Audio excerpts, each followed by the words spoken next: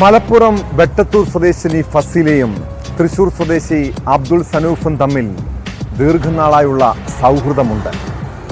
2 വിവാഹമോചനങ്ങൾക്ക് ശേഷമാണ് സനൂഫുമായി ഫസീല അടുക്കുന്നത്. കഴിഞ്ഞ ഞായറാഴ്ച ഇരുവരും കോഴിക്കോട് എരഞ്ഞിപ്പാലത്തെ ലോഡ്ജിൽ മുറിയെടുത്തു. തിങ്കളാഴ്ച രാത്രി ഇവർക്കിടയിൽ എന്തോ സംഭവിച്ചു കാണണം.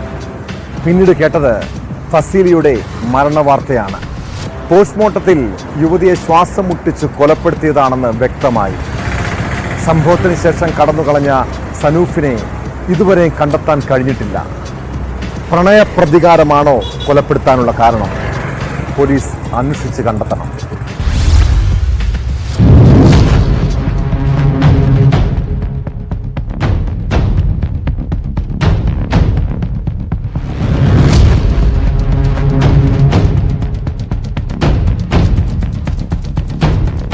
ചൊവ്വാഴ്ച രാവിലെയാണ് മലപ്പുറം വെട്ടത്തൂർ പട്ടിക്കാട് സ്വദേശി ഫസീലയെ എരഞ്ഞിപ്പാലത്തെ ലോഡ്ജ് മുറിയിൽ മരിച്ച നിലയിൽ കണ്ടെത്തിയത്.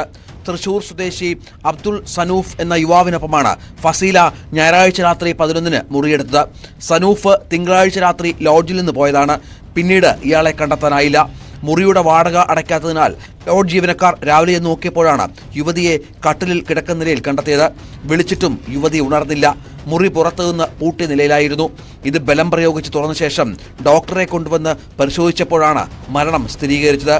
സനൂഫ് ലോഡ്ജിൽ നൽകിയ വിലാസവും ഫോൺ നമ്പരും വ്യാജമാണെന്ന് പോലീസ് പറഞ്ഞു. കോഴിക്കോട്ടെ മെഡിക്കൽ കോളേജിൽ നടത്തിയ പോസ്റ്റ്മോർട്ടത്തിലാണ് ഫസീലയെ കൊലപ്പെടുത്തുകയാണെന്ന് വ്യക്തമായത്.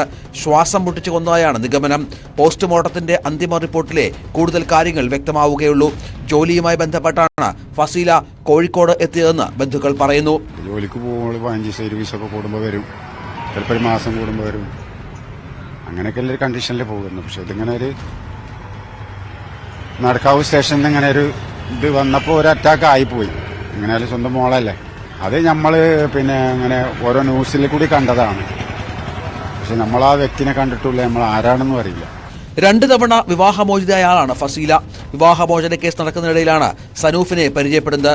സനൂഫിന്റെ പേരിൽ ഫസീല ഒറ്റപ്പാലത്ത് നേരത്തെ പീഡനക്കേസ് കൊടുത്തിരുന്നു. വീണ്ടും ഇയാളുമായി സൗഹൃദത്തിലാവുകയായിരുന്നുവെന്ന് പോലീസ് പറയുന്നു. ലോഡ്ജ് മുറിയിൽ നിന്ന് ഫസീലയുടെ ആധാർ കാർഡ് ഉൾപ്പെടെയുള്ളവ കണ്ടെത്തി.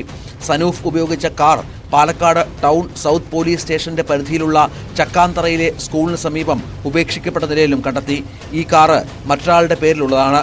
പ്രതിക്കായി പോലീസ് അന്വേഷണം വ്യാപിപ്പിച്ചു. കോഴിക്കോട് നടക്കാവ് പോലീസാണ് കേസ് അന്വേഷിക്കുന്നത്.